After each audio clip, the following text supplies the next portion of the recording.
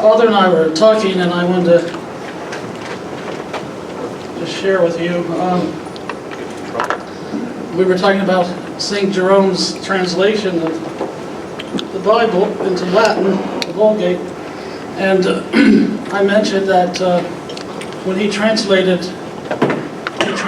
the Old Testament not from the Septuagint, but from the Hebrew. He was such a great linguist. He knew Hebrew and Greek and Latin and many languages. But he should have translated it from the Septuagint, because that was the version of the Scriptures that was received by the New Testament church. And there is a book, which you might be interested in, called When God Spoke Greek. You can get it from St. Vladimir's Press. Father Dinas likes that. Yes, I like that. Very nice. God spoke Greek. I don't think they talk about essences or energies. A couple centuries. It is very important, because I know in the Orthodox Church the Septuagint is still official, but the New Testament Church received the Jewish Scriptures through the Septuagint, not through the Masoretic text, the official Hebrew text of today, which is different in many instances. So Jerome wouldn't have used the Masoretic text. Pardon me? Jerome wouldn't have used the Masoretic. Well, no, that didn't exist yet when he did. He was the first Protestant. Going back to the Hebrew. But he did use the Hebrew manuscripts. Yes, I have faith. But no, the Masoretic text didn't exist yet. You can put on the website, but I'm going to ask my uncle Ray, like later. Western Scholasticism and the Eastern But hopefully Orthodox one day we will. response. As far as you're able, join faith to reason. Boethius on the consolation of philosophy. Boethius is more or less the father of scholasticism.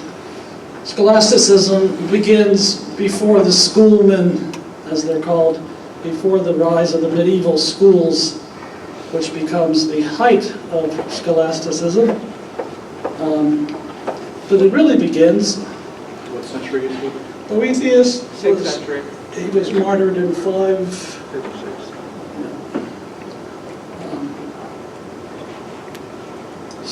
What's it, 542, somewhere around there. Yeah, I think it'll pop up in a second. Scholasticism does not represent a singular school of thought, rather it represents the assumption that faith and reason work together in knowing God. While it's associated with the schoolmen, its roots predate the rise of medieval cities and universities. While the Eastern Roman Empire, Byzantium, remained Hellenistic or Greco-Roman, what had been the Western Roman Empire became dominated by new peoples, especially the Germanic tribes. And even as the Frankish Carolingian Empire eventually arose and formed the Holy Roman Empire, feudalism, rather than centralized imperialism, became the common form of governance. Anicius Manlius Severinus Boethius, 477 to 524, was a Roman patrician in the service of an Ostrogoth king, thus showing the change in Western society. Unlike many scholars of his time in the West, he had a command of not only Latin but also Greek. He felt that reason could, like faith, know God. And in his On Consolation of Philosophy, argues for the immortality of the soul without any reference to sacred scripture. Of course, he was about to be executed, so he wanted to prove by reason what he held by faith. His bets, sure his chances.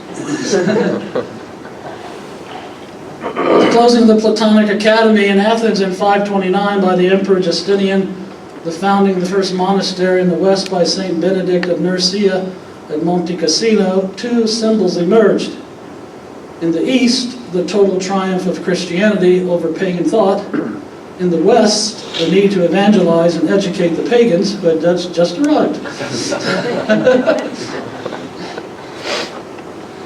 Scholasticism, at least in its early stages, had a great deal to do with cataloging and preserving ancient thought. Monasteries in the early Western Middle Ages became the oases of language and learning in a sea of cultural upheaval and constant fighting. The pseudo-Dionysius. If Boethius represents the self-assured rationalism of the scholastic period, then the pseudo-Dionysius represents the voice of Eastern patristic influence and the via negativa.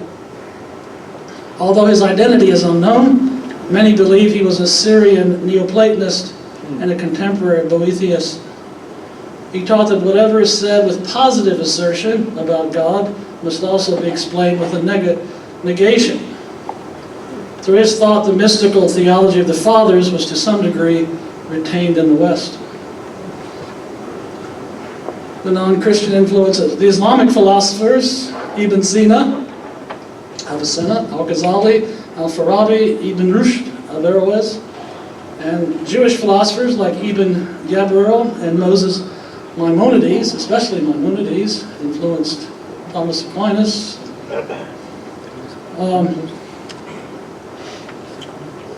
They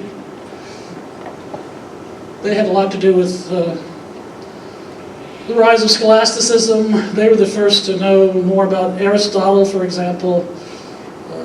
The libraries they had conquered. They found it's debate. There's a big debate about, do we have the actual writings of Aristotle or students' writings?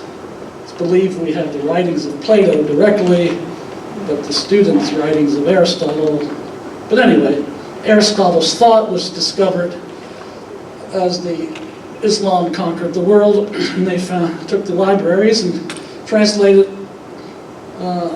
ancient thought into Arabic.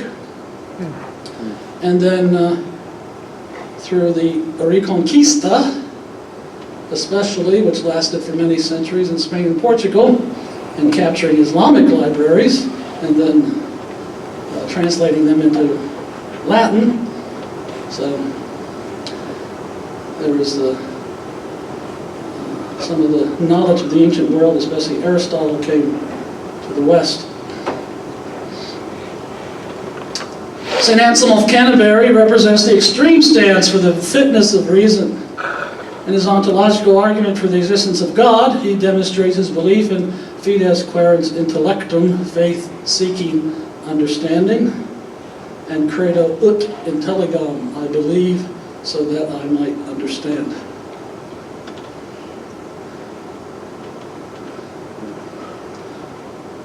Are you familiar with the ontological argument of Anselm? God is that for which nothing greater can be thought. That's the premise. And once you agree to the premise, then you're kind of trapped in the argument. It's possible to conceive of a being that, without that being possible to have anything, so yes. Yeah, God is that, the greatest being that can be thought. And it's interesting, just to make a quick, there's a philosopher who taught at Notre Dame, Alvin Plantinga. Plantinga makes a pretty good argument for the, he says, of course you can't prove the existence of God, but he says the ontological argument at least goes a long way in proving that you can talk about proving. But also within the framework of medieval scholasticism, a dispute was always brewing between the dialecticians, who overemphasized reason, and those who stressed the superrational purity of faith. Berengar of Tours, an 11th century logician, metaphysician, theologian, maintained the preeminence of thinking over authority, holding in particular that the real presence of Christ in the Eucharist was logically impossible. His contemporary, the Italian hermit monk and Cardinal Peter Damian, however, was apparently the first to use the characterization of philosophy as the handmaid of theology. Replied that if God's omnipotence acts against the principle of contradiction, according to which it is impossible for a proposition to be both true and false, then so much the worse for the science of logic. I mentioned Berengar last night, that he's responsible to some degree for the divisions of East and West theologically because of his arguing that symbol and realness, reality and symbol are two different things, whereas the East has maintained more of the ancient tradition that they go hand in hand.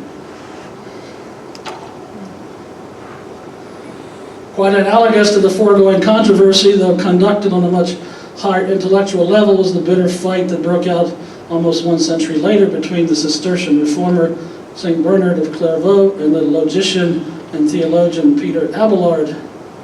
Bernard was in the first place a man of religious practice and mystical contemplation, who at the end of his dramatic life characterized his odyssey as that of an anima quaerens verbum, spirit searching for the word, soul in search of the word.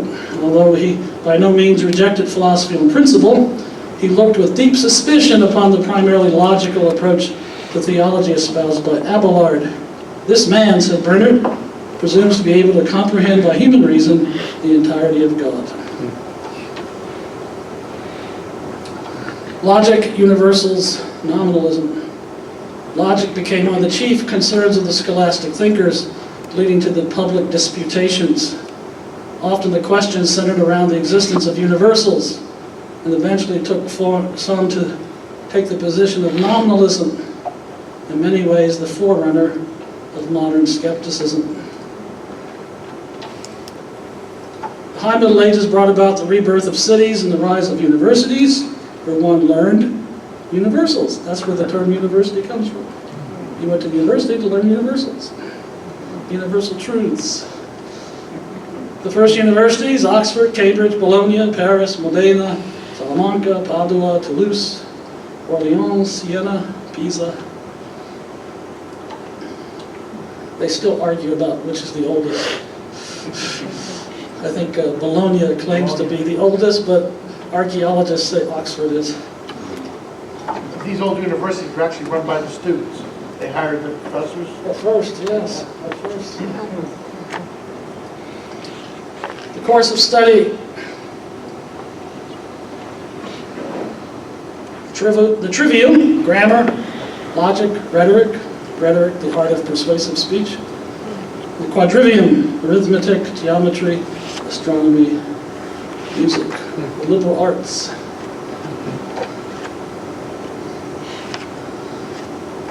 Much different than how the ancients learned. The medievals stressed especially what? Logic and grammar. Is that how Plato taught? No. Is that how Aristotle taught? No. The ancients taught first, foremost, rhetoric. How to argue, be persuasive in putting forth your beliefs. Aristotelianism and Thomas Aquinas, while the philosophical world of the fathers was influenced more by Stoicism, Platonism and Neoplatonism, the recovery of Aristotle's thought began to interest and command in many ways the medieval scholastic mind in the West, especially about the same time as the rise of the universities. St. Bonaventure, the great Franciscan contemporary of the Dominican Thomas Aquinas, he admired Aristotle as a natural scientist, but he preferred Plato and Plotinus, and above all, Augustine as metaphysicians. His main criticism of Aristotle and his followers was that they denied the existence of divine ideas. As a result, Aristotle is ignorant of exemplarism, God's creation of the world according to the ideas in his mind, and also the divine providence, the government of the world. This involved Aristotle in the threefold blindness. He taught that the world is eternal, that all men share one agent intellect, the active principle of understanding, and that there are no rewards or punishments after death. Plato and Plotinus avoided these mistakes, but because they lacked Christian faith, they could not see the whole truth. For Bonaventure, faith alone enables one to avoid error in these important matters. Bonaventure wrote a very beautiful book called the Itinerarium Mentis ad Deum, the journey of the mind to God, which he talks about basically a mystical ladder of coming to know God, or mystically encountering God. And he says, he starts out talking about St. Francis. And he says, before you start climbing this ladder, you better start crying. If you don't have the gift of tears and you don't have the proper humility, you're not ready to climb the ladder.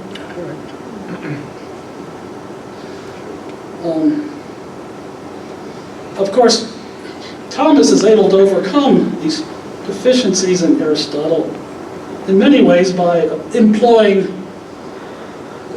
the structure of Moses Maimonides, which was basically, if you're using these ancient pagan thinkers, and you come to a point where they totally disagree with your faith, you let them go. You don't try to force them. And that's why the first Aristotelians were condemned by the church. It was basically a heresy at first to use Aristotle.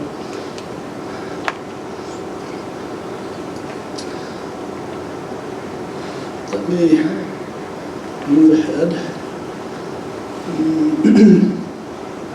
Let's see. Lord Bishop, wasn't our gospel this past Sunday about St. Paul going to argue with the Greek scientists, and they threw him the hell out?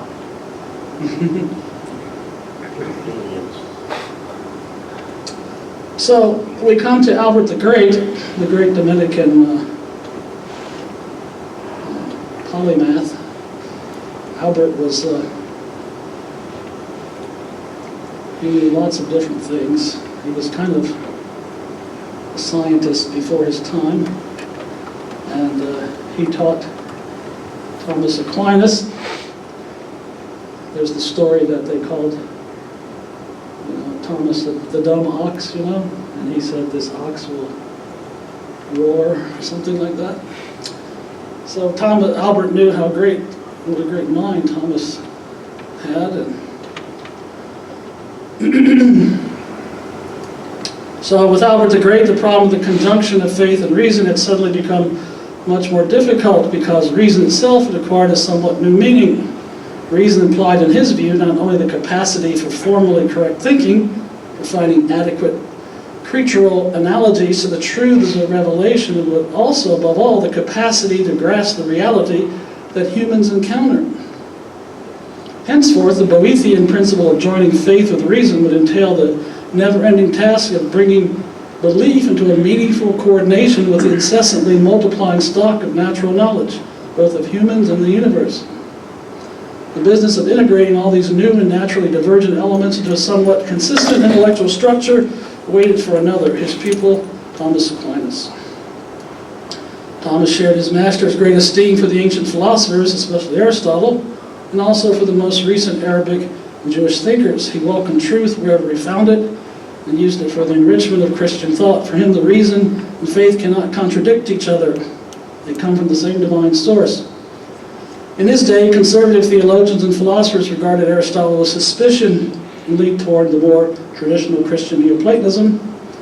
Aquinas realized that their suspicion was partly due to the fact that Aristotle's philosophy had been distorted by the Arabic commentators, so he wrote his own commentaries to show the essential soundness of Aristotle's system and to convince his contemporaries of its value for Christian theology. Father, by that time, had they gotten to where in the West they weren't relying on Arabic translations into Latin? They have any Greek originals? Greek? Of the They didn't know Greek, though. of Aristotle, or They had Greek. Yeah, they had Greek, but they didn't know Greek. They did. So Thomas Aquinas is the first user. So his contemporary Dominican, William of Moorbeck, produced the first translations into Greek. So Dominicans through this whole time had missions throughout the Greek region. So Greek was well known, and William of Moorbeck was one of these translators who was producing translations. So Thomas's commentaries on Aristotle, you can see this in the Metaphysics. So some of his commentaries are on sort of Arabic versions, but we know like with the Metaphysics, we can see, because he has like the full Greek version of the Metaphysics, so we can see the text that he was using. So his commentaries on it. Because my question would be, is the way you're saying, like, if people were, like his contemporaries were having a problem with it, is in this case, he's trying to show and go right to the source to show that, okay, I'm not going to rely on somebody's interpretation of what Aristotle said.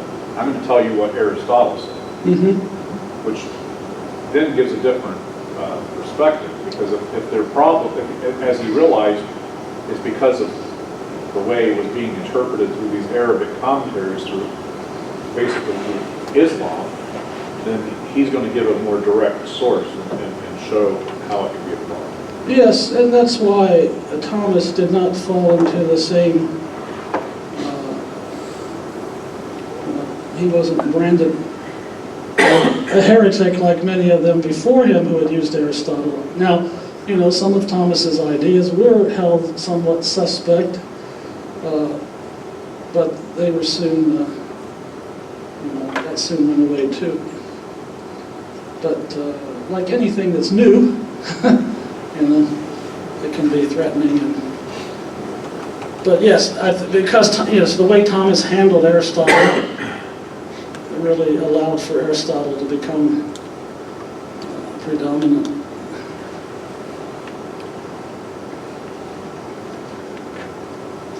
Aquinas found Aristotelianism and, to a lesser extent, Platonism useful instruments for Christian thought and communication, but he transformed and deepened everything he borrowed from them. For example, he adopted Aristotle's proof of the existence of a primary unmoved mover, but the primary mover at which Aquinas arrived at is different from that of Aristotle. It is, in fact, the God of Judaism and Christianity. His cosmological argument for the existence of God. He didn't like the ontological arguments, so they say. He felt that Anselm's argument was an argument from self-evident, and that God could not be proven from self-evidence. Circular. Yeah, God has to be deduced from his effects, the cosmos. He also adopted Aristotle's teaching that the soul is the human being's form and the body his matter. But for Aquinas, this does not entail, as it did for the Aristotelians, the denial of the immortality of the soul or the ultimate value of the individual. Aquinas never compromised Christian doctrine by bringing it into the line with current Aristotelianism. Rather, he modified and corrected the latter whenever it clashed with Christian belief. The harmony he established between Aristotelianism and Christianity was not forced, but achieved by a new understanding of philosophical principles, especially the notion of being, which he conceived of as the act of existing. For him, God is pure being, or the act of existing. Creatures participate in being according to their essence. For example, human beings participate in being, or the act of existing, to the extent that their humanity or essence permits. The fundamental distinction between God and creatures is that creatures have a real composition of essence and existence, whereas God's essence is his existence. Okay. Certainly Thomas is the height of the scholastic period. We have later scholastics, Scotus, John Duns Scotus, William of Ockham. You probably know of Occam's razor. The shortest answer is the best answer. Meister Eckhart, who was a Dominican mystic, theologian, and the last, usually considered the last medieval thinker, Nicholas of Cusa.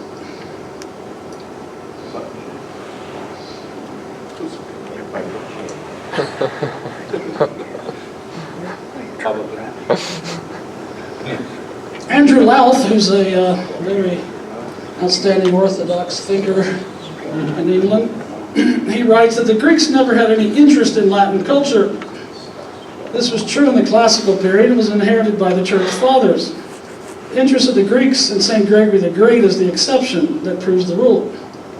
It began to change at the end of the 13th century when, in the wake of Byzantine's outright rejection of the reunion negotiated the Second Council of Lyon in 1274, the Emperor Michael the Eighth Palaeologus commissioned a translation of Augustine's De Trinitate to inform the Greeks about Latin theology. The translator also translated Boethius, as well as some Ovid, which suggests genuine interest among the Greeks in Latin culture.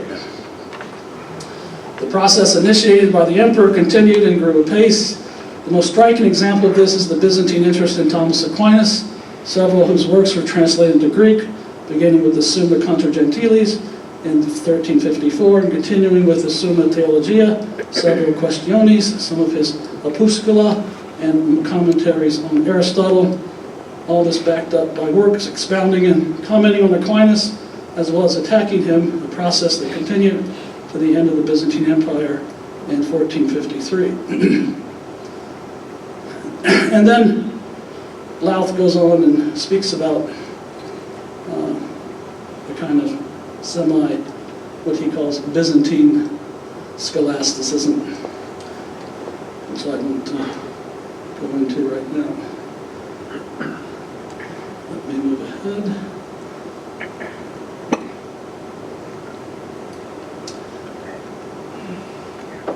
Okay. The West as the archetypal enemy in the theological and philosophical discourse of Orthodox Christianity. This is by Thomas Bremer, and I thought this was interesting. He wrote that in the modern period for Eastern Christianity, the West has been a foil which served to differentiate and distance. The historical roots of this differentiation go back to the beginnings of the divergence between Christian East and West. For centuries, there was almost no contact between Byzantium and Rome. In Russia, the Slavophiles and the Westerners of the 19th century were a manifestation of the long-running debate about the direction of Russia. In the Balkans, nationally oriented anti-Western theological positions emerged. The insight which emerged in the 20th century, that the West also influences anti-Western positions, and the dissolution of the hard divide between East and West, have led to restructuring of Orthodox theology, which also holds the potential for an opening up to East and West. Russian theology experienced a rupture due to the revolution in 1917, events which followed it, though it continued to develop thereafter outside Russia, albeit in a reduced form. Many thousands of Russians left the country in their years after the establishment of the Soviet regime, often accompanied by their priests and bishops. Many other religious intellectuals were expelled from the country by the new government. Centers of Russian Orthodox theology emerged abroad in Belgrade, in Paris, Berlin, Sofia, and of course St. Vladimir's in Yonkers, New York. And we had the Russian Orthodox Church outside of Russia, and so forth. The Institute of Paris was founded in 1924. The Paris Orthodox Metropolitan wished to establish an institution to train priests, which was demand due to the large number of Russian living in Paris. From humble beginnings, the Institute quickly developed into one of the most important Orthodox training centers, and the most famous theologians of their time, Bulgakov, Florovsky, Afanasiev, Schmemann, Meyendorff, and of course Florovsky, Schmemann, and Meyendorff went on to St. Vladimir's. And then they came in contact with Anglicans. Anglicans had done a lot of work with especially liturgical theology. And of course, at that time, Anglicanism was still influenced greatly by the Oxford movement that Newman had started. It's not like the Anglicanism of today.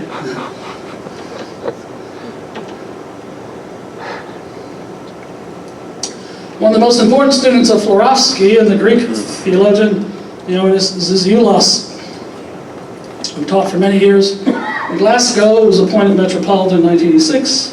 Zizoulas is one of the foremost proponents of Eucharistic ecclesiology, as developed before him by Nicholas Afanasieff.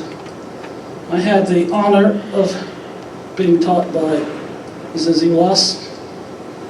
He was still a layman and a theologian, teaching at Glasgow, and he came as a visiting professor to the Gregorian University in Rome, and many of us took his course, and he influenced our minds for the rest of our lives. An amazing thinker. My classmate Paul McPartlin, Monsignor Paul McPartlin, who holds the chair of theology at Catholic University of America, and he's a priest of the Archdiocese of Westminster in England, but he's taught at Catholic University of America for many years. He was in class with me, and the effect of Zizoulas, again, utterly changed his life. He wrote a book, The Eucharist Makes the Church, de Lubac and Zizoulas in Dialogue. In this perspective, the church is always understood as the church in a concrete place, as a community celebrating the Eucharist under a bishop. In a perspective such as this, the church as a whole, and the question regarding the primacy of the Pope, which is always a bone of contention between the Orthodox religion and the Catholic Church, no longer plays a central role. Another emphasis in this theology, but one which is also connected with ecclesiology, relates to anthropology. It is through the community with others that the human becomes a person, as the latter only exists in the context of dialogue. Zizoulas sees precisely this as the shortcoming in the West. The aspect of community is neglected and the person is replaced by a human, as described above. While based on a stereotype, this point of view is nonetheless fundamentally capable of being combined with a positive attitude toward Western Christianity, which, as it were, has the chance of returning to the original form of the church, the Eucharist, and community. This would also be in line with the thought of Christos Ioannaros, that the Eucharist, the event of the church, is where, as we as Christians discover what it truly means to be human beings, not as isolated, rational animals.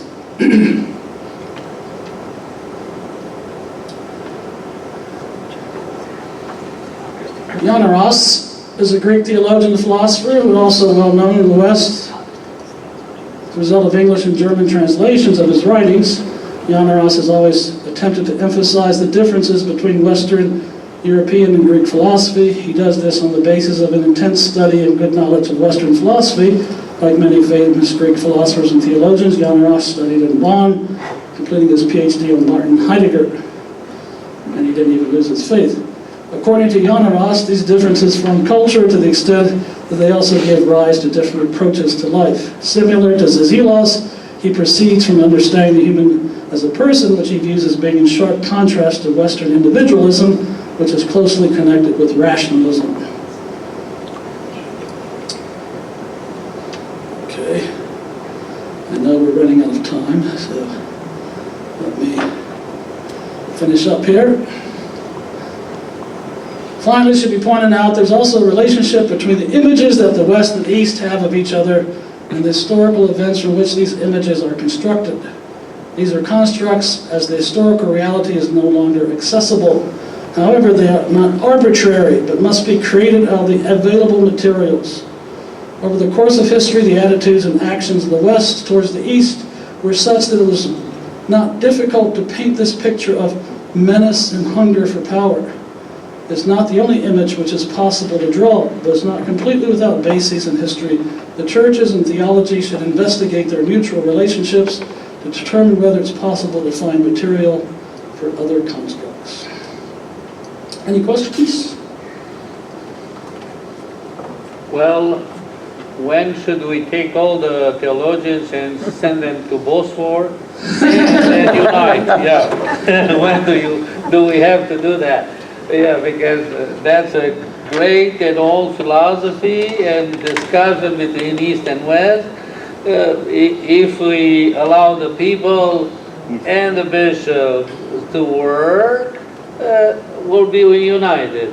If we take the theologians, then we start the war. You know? Yes, I think we must realize that unity does not mean uniformity. That's true. Unity does not mean uniformity.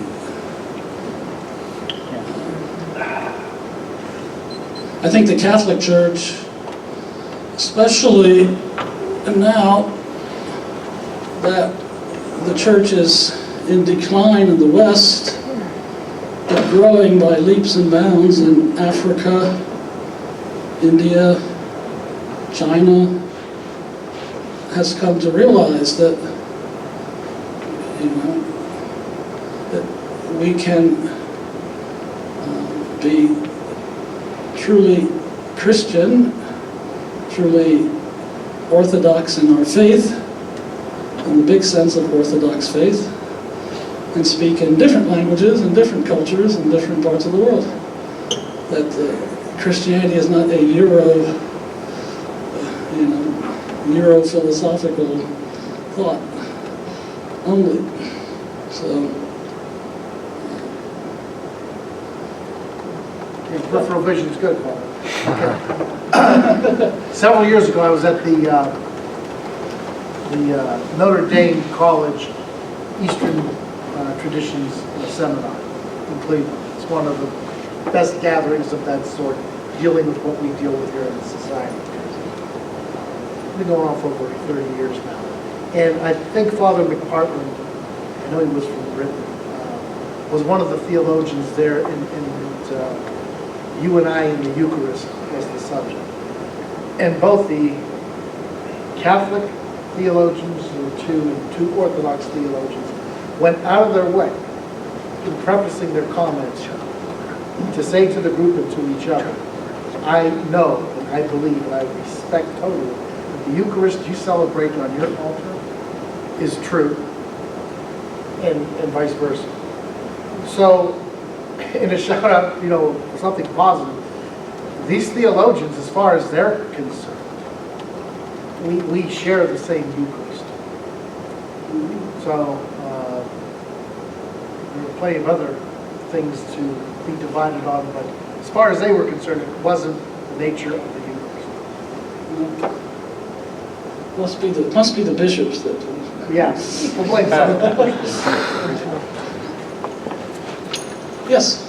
Father David, Yes. I have a question, perhaps not a question, but a statement, and if you would care to comment on it, I'd appreciate it.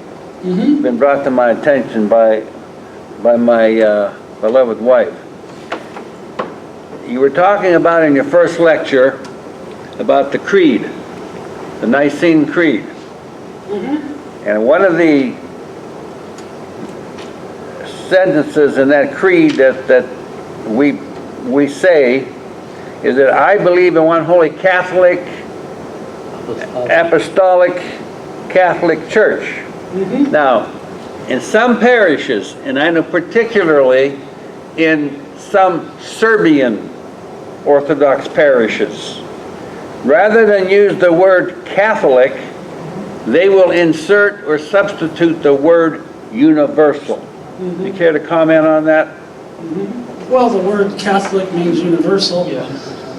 Obviously, they might be, they're trying to, It is a small C. they're probably afraid that people are identifying Catholic with Roman Catholic. Yes, correct. But the word Catholic means universal. I know that. So, We know that. yeah, exactly. So the marks of the church, I don't think that they should, it's like playing around with the creed. You shouldn't, you probably shouldn't play around with the words that represent from all history the marks of the church. But Or if they print it out, what they will do, they will put the word Catholic and they will put within parentheses, they'll put universal. Explain it. Translation. One parishioner came to me and asked me, he said, Father, when I use that word, I believe one holy Catholic and apostolic church, He says, Catholic, no, not Catholic Church, he says universal. I explained to him, I says, the word Catholic does mean universal. Right. And it means Catholic with a small c, not a capital C. Thank you for the clarification. Orthodoxy means right thinking, and both our churches think that we are both Catholic and Orthodox. Right, we say we are Catholic but not Roman. We say in the Orthodox faith. But have you not, Yeah. have you not, The church is one holy Catholic and Catholic. apostolic. That doesn't change. It doesn't matter if you say you're Roman Catholic, Assyrian Orthodox, or whatever you say you are. You don't change. You can't change what the nature of the church is. You know, the Right. church Have is you- one holy Catholic and apostolic. have we not heard it said or seen written too that the Orthodox Church is also referred to as the Orthodox Catholic Church? Well, the right title of the Orthodox Church, because the Orthodox Church, the Orthodox was given to us after the breaking of the church, by others, and the right title of the Orthodox Church is One Holy Catholic and Apostolic Church. Yes. That's the right title. In Greek language, apostoliki, no, Katholiki, Apostoliki, Ecclesias. Well, ecclesia, it's church, yeah, it's singular. Right, Ecclesia, that means it's taken from the Greek in the creed, in the first creed, and some people in Europe, even in Romania and in Russia, they changed the word Katholiki with sobornost. Yes. Sobernost, yeah. Sobornost. Yeah. And Sobernost, they also carries with it the synodal idea. right, it's council. But that misunderstanding with like Catholic, as if like Roman Catholic. First of all, the term Roman Catholic didn't come into existence until the Anglicans. It was a majority. They were the ones that were you Catholic, meaning are you Anglo-Catholic with the king, or were you Roman Catholic with the Pope? Right. It was never an official term that the quote Catholic Church used. Even the term In fact- Christian was originally a pejorative. Yeah, exactly. Those Christ people. Those Christers. Right. But the phrase Catholic Church comes from Ignatius of Antioch. He's the first one to use the phrase. So actually Antioch has both Christian and Catholic. Right. But some lay people will not accept that, understand those kinds of Father, I things. learned long ago, ignore ignorance. I know this one particular man, actually, when he made that comment about Catholic, Yeah. Apostolic Church, Catholic, he says, you're going to use that word Catholic, he said, I'm not coming to the liturgy anymore. Oh my. Some people, you're never going to win. All you can do is try to explain to them. If they pray for them. If they don't accept it, Well, in Arabic we say istiflon. But let them go. He, after I explained it to him, Catholic means universal, Right. then he got over it. He came. He was all right. Good. Problems are universal and we share them. They're Catholic problems. You can just say, if you're not Catholic, you're not Orthodox. But seriously, you see, it's how sad that we've so negatively propagandized over the years. When you grow up and you care enough to educate yourself, folks like you here tonight, or if you're clergy, of course, part of your calling, then we begin to understand. By learning more about each other, you strengthen your own faith. It's not a matter of proselytizing. I get the question sometimes too. Down the street from my church, there's St. Nicholas Carpatho-Rusan Greek Catholic Orthodox Church. Right. It's like, so Carpatho-Rusan, first they think they're Russians. They don't realize Carpatho-Rusan. Greek Catholic Orthodox. Yes. They said, But Father, I thought they were Orthodox. Why do they have Catholic in their name? And I try to explain, again, it's like, And how are they Greek, but they're Russians, and they're not even Russian? What I like, I hear you. what I like in Columbus, the Greeks and the Macedonians. Oh, boy. The Greeks have a huge church downtown. The Macedonians have a huge church out in Reynoldsburg. The Greeks don't believe Macedonians exist, and the Macedonians don't think the Greeks are Christian. Oh, my. They hate each other with a passion. That's a political issue. A big political, cultural issue. I just found out that the Russians had this old believers. I had never heard of them before I went to Erie. And after I went here, I see a Russian church, and then I see another Russian church, and I see the Capito Russian church. And I said, what's going on here, you know? And then I talked to someone, and he said, well, he's from the Russian church, and he said, these are all believers. They were persecuted. Persecuted badly. And then they explained to me that didn't they have something that they ordained hang on, you know, no, they hang on No, it's the on the Ukrainians. language of Kirill Ukrainians. and Methodius, which is the Slavonic. And they don't want to change not even an iota in that language, because they say it's sacred language, cannot be changed. What's that Well, old church during- Slavonic? Well, during Peter the Great, during Peter the Great, he seized control of the church more or less in Russia, and he found out that the Greeks had made some changes, and the Russians assumed that these changes were changes towards antiquity. So they forced the Russian Orthodox Church to make the same changes the Greeks had made. It's questionable by scholars if these were actually ancient changes or just changes the Greeks made. But anyway, the old believers refused to do it, and some of them were executed for it.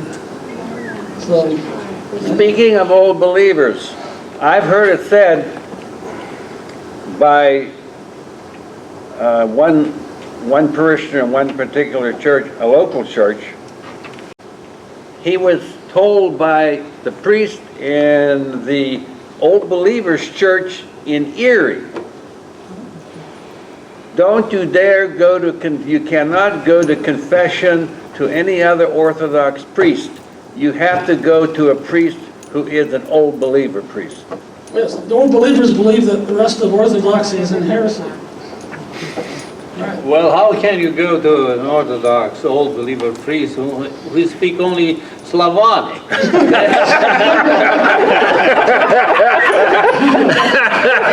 Greek to him. Yeah, go back to him. Their whole liturgy is in English. No. Everything is in Slavonic. Oh, no. At the Church of the Nativity in Erie, everything is in English. But in the church, Yeah, but So they're down new the old street, believers. a small church there, I think it's on the French Street, is that Old Believers Church, you know? Sure, well, they're both. So the Church of the Nativity, like the big one, that's an Old Believers Church as well. No. Yeah, I'm quite sure it is. Yeah, they have their own group, and they go to the church. They have no priest, and they read everything in Slavonic. And the whole books of the, Mineon and all the... Sure. So in the Old Believers community, there was a bit of a division. Yeah. So in this particular community here, this is where I'm from, like it's right here, right? So like there was in the Old Believers community, there was a particular division. So they were priestless until 1986, when the head lay person of the church, they kind of looking at their tradition. Determined that they needed priests. Oh, we might need that Eucharist. So after the Niconian reforms in the Russian Orthodox Church, the Old Believers, all the bishops went with the Niconian reforms, right? The Old Believers were all priests and lay people, right? But without bishops, eventually you run out of priests. And then they keep up with like reader services for the liturgy. And, at that point, they didn't. At that point, actually, in this church, people didn't even understand Old Church Slavonic well, so they would read the liturgy in Old Church Slavonic. They wouldn't know what it was saying, but they were reading all of these readings about how important the Eucharist is and everything. And then they started to translate them into English, and then they kind of realized, like, oh, you need priests in the Eucharist. And so they kind of sought ordination. So they were basically Protestants. Yeah, and so the larger church. They published their liturgy is in English, and then of course there was sort of like a rump group that sort of didn't go along with this. But the larger church was received into the Russian Orthodox Church outside of Russia, and they were given a special bishop. So Bishop Daniel, who designed the Rokor Cathedral in D.C., he's their bishop. He was given them a bishop. So he was there for a while until he passed away. But they're he was in, Daniel was in Erie. He Yeah, passed away that's right. in Erie, yeah. Okay, gentlemen, you have just volunteered yourselves for one of our next programs. Rich, write this down. Oh, it's down. We're going to have a panel, because within Orthodoxy, we have this interesting, the Russians and everybody else. Yes. And I know our Orthodox brethren have some definite questions, if not out-and-out problems, with how the We need a Russian map. church. Yeah. From here, we go here. Right. And these broke off, and this one's. But that in and of itself, I Just think hearing. is worthy of a panel discussion. Father Peter, you seem to have some inside knowledge. Father Blahu, okay, and we'll come up with some other people. In the meantime, I know it's getting late. Why don't we give Father Fisher a nice hand for last night and tonight.